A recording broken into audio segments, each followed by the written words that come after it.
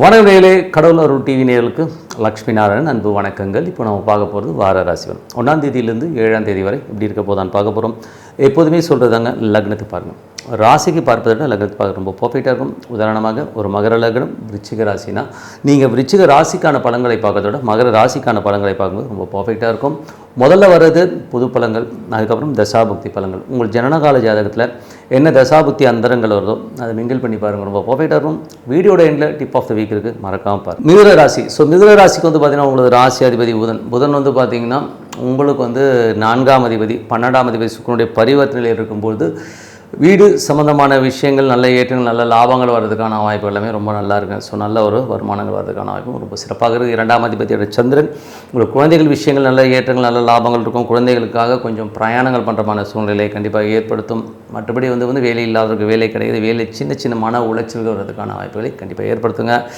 அதுக்கப்புறம் பார்க்கும்போது உங்களுடைய 3ஆம் அதிபதியான சூரியன் 12 இருக்கும்போது உங்களுக்கு முயற்சிகள் பெருசாக இருக்கும். அதுக்காக அலைச்சல்கள் ரொம்ப ஜாஸ்தியாக இருக்கிற ஃபீலை கண்டிப்பாக ஏற்படுத்தும்.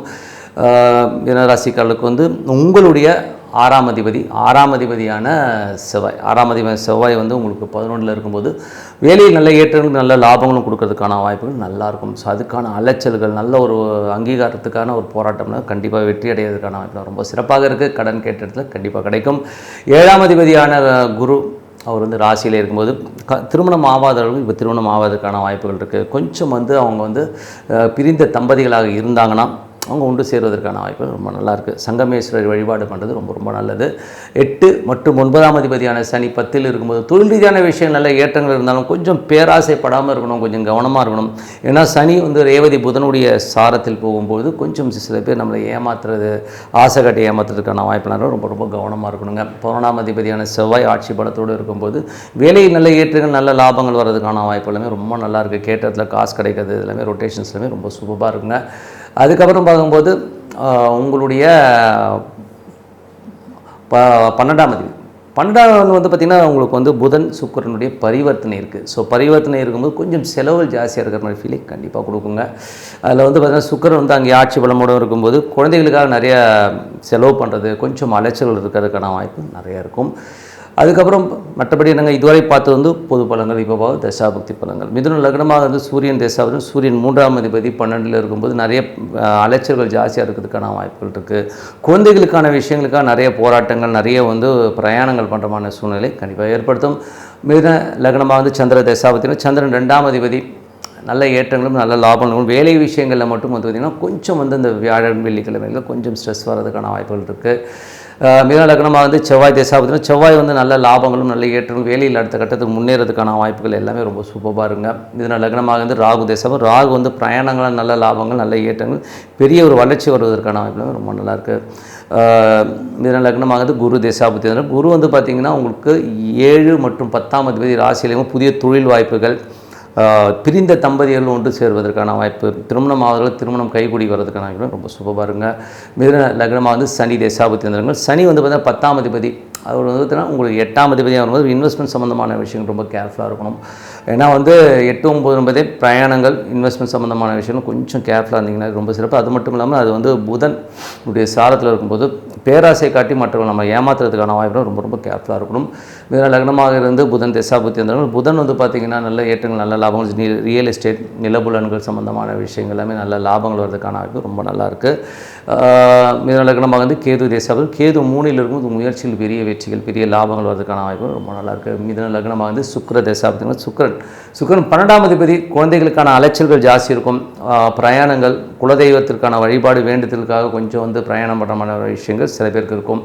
ஸோ மற்றபடி என்னங்க, என்னை பொறுத்தவரை நல்ல ஒரு பிரார்த்தனை, மனதார இறைவனை பிரார்த்தனை பண்ணும்போது கண்டிப்பாக அடுத்த லெவல் போகிறதுக்கான ரொம்ப சிறப்பாக இருக்குது. Tip of the week. So tip of the வீக்கில் வந்து பார்த்திங்கன்னா குரு பயிற்சி யாரை பாதிக்கும். ஸோ எல்லாருமே வந்து ஜென்ரலாக வந்து ஒரு ராசி பலனை பார்த்து எனக்கு ஜென்மகுரு வந்துருச்சு, எனக்கு டென்ஷனாக இருக்குது, ஐயோ இப்படி ஆகிடும் அப்படி ஆகிடும்னு சொல்லிட்டு நிறைய பேர் வந்து ஸ்ட்ரெஸ் ஆகிடுறீங்க.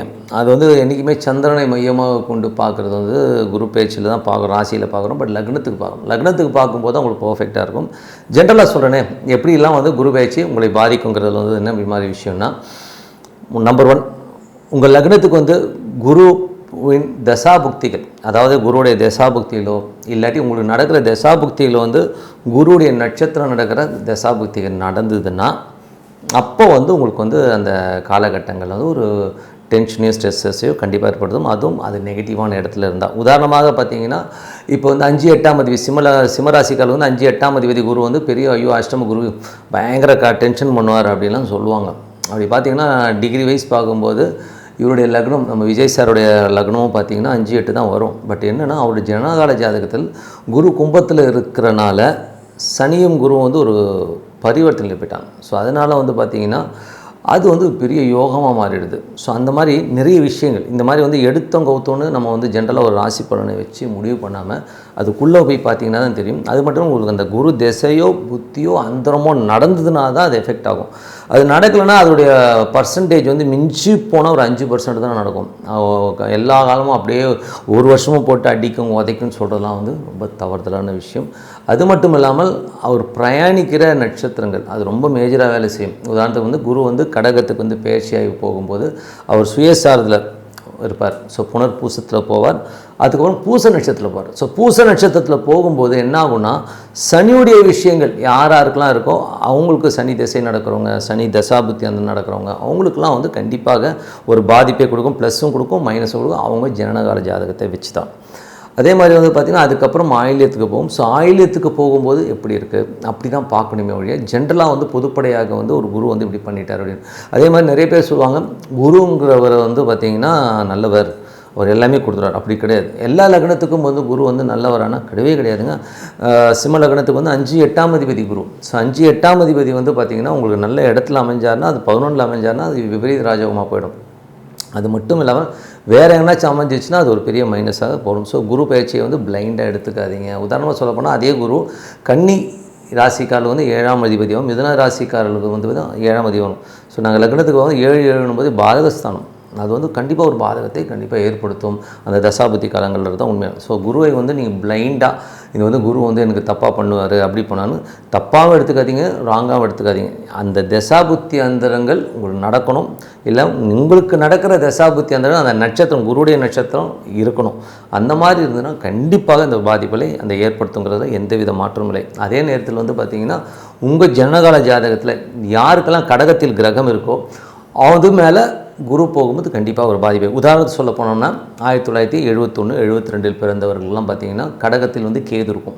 ஸோ என்னை எப்படி சொல்கிறேன்னா என்னுடைய ஜாதகத்தில் வந்து கடகத்தில் கேது இருக்குது. ஸோ கடகத்தில் கேது இருக்குன்னா அப்போ குரு வந்து பயிற்சியாகி வரார். பயிற்சியாகி அங்கே வரும்போது அந்த குருவும் என்னோடய ஜனகால ஜாதகத்தில் இருக்க கேதும் மீட் ஆகும்போது கண்டிப்பாக ஒரு பிரச்சனையை கண்டிப்பாக ஏற்படுத்தப்படுறது. அது காலகட்டம் என்ன ஒரு 2 மாதம் வச்சு செஞ்சுருவாங்கன்றது தான் உண்மை. எனக்கு என்ன தான் வேறு ராசி கீசி எது இருந்தாலும் அந்த கேது இருக்கிற இடத்தில் என்ன ஜனகால ஜாதகத்தில் கேது இருக்கிற இடத்துல அந்த குரு போகும்போது கண்டிப்பாக வந்து இந்த பிரச்சனையை நான் ஃபேஸ் பண்ணி தான் ஆகணுமே ஒழிய. ஸோ இந்த நாடி முறைன்னு சொல்லுவோம். ஸோ இந்த மாதிரி முறையில் பண்ணுறது பர்ஃபெக்டாக வருமே ஒழிய மற்றபடி வந்து ஜென்ரலாக வந்து குரு வந்து ஜென்மத்துக்கு வந்துட்டார் ரொம்ப கஷ்டப்படணும், 7.5 சனி வந்து வச்சு ரொம்ப கஷ்டப்படணுன்றதுலாம் வந்து ரொம்ப தவறுதலான விஷயம். அதுக்கு ஒரு உதாரணம் சொல்லணுன்னா கூட என்னுடைய நண்பர் வந்து பார்த்திங்கன்னா ஒரு பாடலாசிரியர். அவர் வந்து பார்த்திங்கன்னா உள்ளத்தை அளித்தா பழனி பாரதி. அவர் வந்து பார்த்திங்கன்னா 7.5 சனிங்க அவருக்கு. அவர் என்ன சொல்கிறார், பத்திரிகையெல்லாம் பார்த்தேன் 7.5 சனின்னு ரொம்ப பயங்கரமாக போட்டிருக்கானுங்க, ஆனால் இந்த டைம் தாங்க பணம் கொட்டுதுங்கிறது. காரணம் என்னென்னா ஒரு ஜனகால ஜாதகத்தில் வந்து ஒரு ப்ளஸ்ஸான இடத்துல சனி இருந்து அந்த தசாபுத்தி 8 வரும்போது பெரிய லாபங்கள். அன்றைக்கி வந்து அந்த சொல்கிறார் எனக்கு நேரமே இல்லைங்க அவ்வளோ பணம் வருதுங்கிற மாதிரியான விஷயங்களே கண்டிப்பாக இருக்கும்.